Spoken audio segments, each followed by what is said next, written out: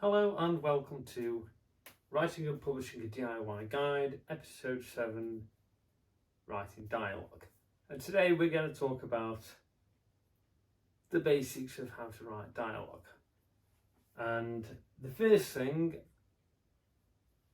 and probably the first question that you'll ask yourself if you come to write some dialogue, single or double inverted commas for dialogue. In British, it's usually double, and in American, it's usually single. And then if you're putting a quote within dialogue, you use the opposite of the one that you previously used. So if you start with the double inverted commas, then within that dialogue you put in a quote, you'll use single inverted commas. That's the basic thing of. It's not a strict rule. I think I tend to write mainly for an American audience, an English audience, and try and write for both. But a lot of the way I punctuate and I use my language is more the English way, and I use English spellings, but I do use a single inverted comma for my dialogue within my books. I think it's pretty optional, but generally British English is double inverted commas, American is single. Now, the next question you're going to ask yourself when you come to write some dialogue is, how do you punctuate it? So, here we've got a sentence. Henrik asked me to rob the Merchants Guild, but I refused, Ella said.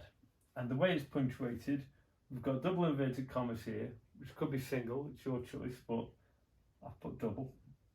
Then a comma, then the double inverted commas, then Ella said, and a full stop. Okay, so inverted commas, Henrik asked me to rob the Merchants Guild, I refused, comma, inverted commas, space, Ella said, stop. That's the basic way of punctuating it. Alternatively, you can move this bit round to the front and say, Ella said, comma, inverted commas, Henrik asked me, da da da da, full stop, inverted commas.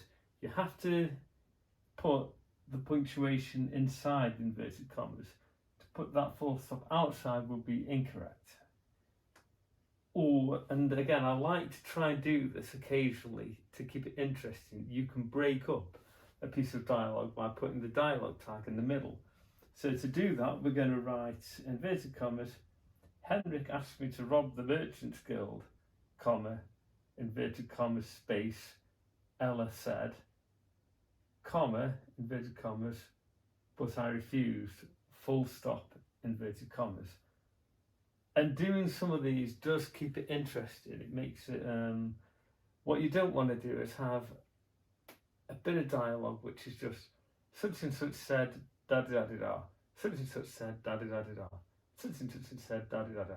You want to try and keep, like the same as I said with your sentence lengths and chapter lengths, and you want to try and keep some variety in your writing. Now, when you're writing a number of speakers, what you need to do is think about starting a new paragraph for every speaker. And then if you've got two people in a conversation, as long as you make it clear who's starting the conversation and the reader knows who's talking, you don't need to use dialogue tags then. You always use a new paragraph to tell your reader that a new speaker is taking over.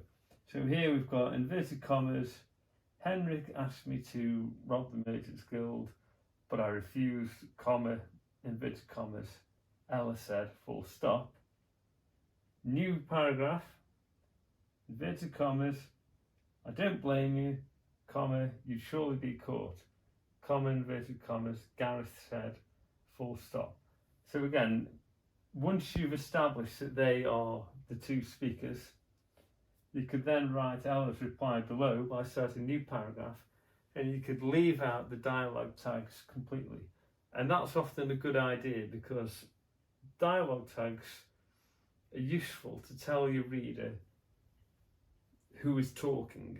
And there's two ways of doing it. The one is the direct way, where you say at a basic level, said, or you can go for something like shouted, exclaimed, rebuked, or something like that, something that tells you a bit more about how they're saying it and why they're saying it. The danger is, if you sometimes said is enough and you don't really want to go any more than said, if you start writing a piece of dialogue or a conversation between two characters and everything is such and such exclaimed da da da, such and such shouted, and if you keep using too many of these in too short a space of time, it can seem a little overwritten, and the reader can kind of tell that you've had a problem sorting this out and getting it right. So if you must use these kind of direct dialogue tags, then do use said. Not necessarily all the time, but don't be afraid of using said, probably more than a lot of the other ones. The other ones are good, but you don't want to overuse them. The other way of using a dialogue tag, and the indirect way, is if you were going to say, Ella slammed her mug down on the table, full stop. Henrik asked me to rub the da-da-da-da. So you give an action of a character, and then you go straight into their dialogue. And you're not really saying, such and such said this is what they said, but you're drawing the reader's focus to that character, and then it's clear that they are the one speaking.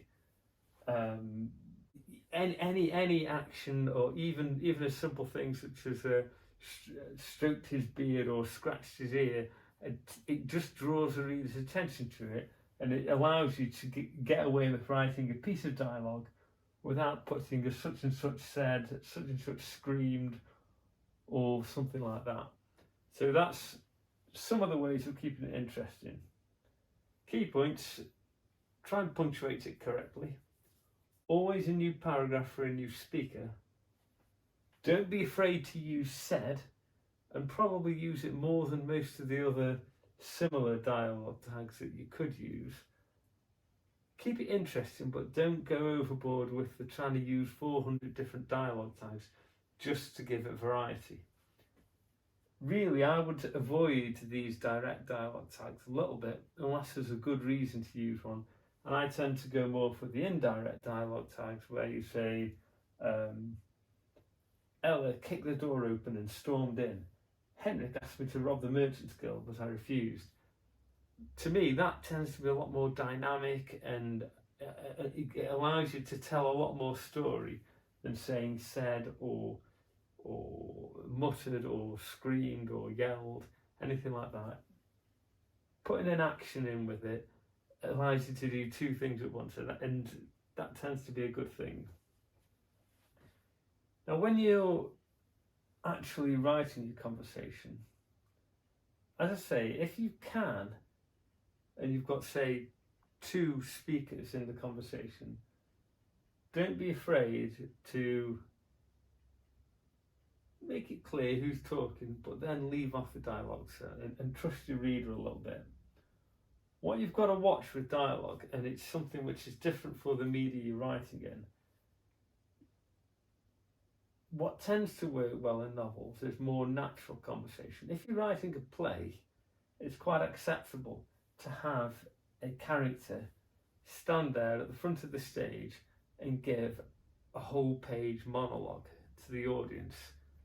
That's something that you can do, or even between two characters in playwriting, or sometimes even in film. You know, you can use that as a means of given some exposition. You know, it can tell you a lot about the character, and it's somehow acceptable. But when you're writing novels, you tend to want more natural conversation, and people don't really tend to stand there and give a massive monologue about something unless they're giving a lecture. Most people, conversations go back and forth a bit. If you really listen to people speaking, having a conversation, you'll see as well that people don't always finish what they're saying. People get interrupted. So in this example here, Henrik asked me to rob the Merchant's Guild, but you might say, well, I didn't need refuse. I can actually put a hyphen there instead, go straight to the next speaker, and then have Gareth saying whatever he's going to say. People interrupt people, and people don't finish what they're saying. And trying to keep the dialogue natural is more immersive, and it's better. Your dialogue is actually one place where you can maybe get away with a little bit of cliche. You don't want to overdo it, but people do say, make cliche statements when they're talking, and if you want it to sound natural, that's something you can do. You know, you can even play around with that and have them say something that you know is cliche, and have the other characters call them out for it, or even interrupt them in the middle of what they're saying. But because it's a known cliche, like, I don't know, it's raining cats and dogs, say something silly like that, you could just have someone start saying it and somebody else cut them off, and the reader will know what they were going to say because of what you were doing. Or you could take a known cliche and you could put a bit of a new spin on it.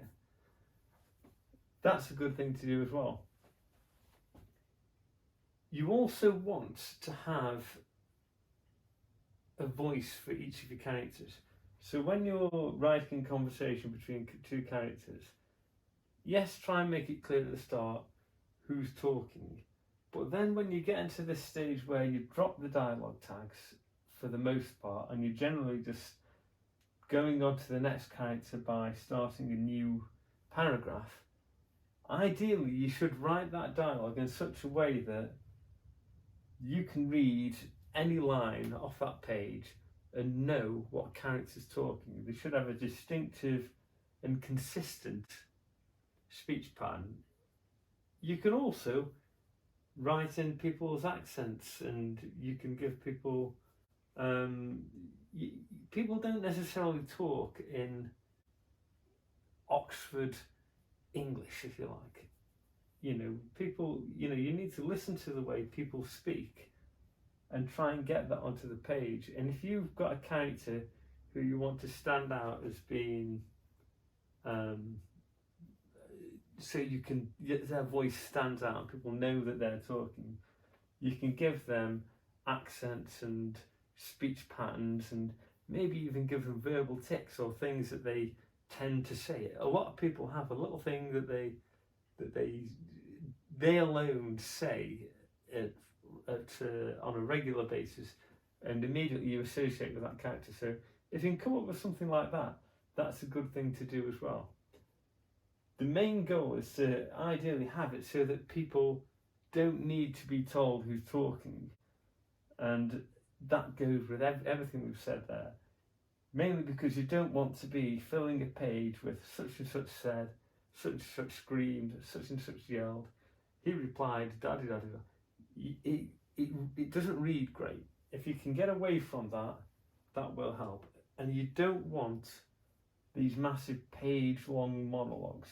You really want the conversation, a natural conversation, to bounce back and forth, and you want to allow characters to interrupt other characters and cut them off, because that is actually how people talk, and it reads as a lot more natural.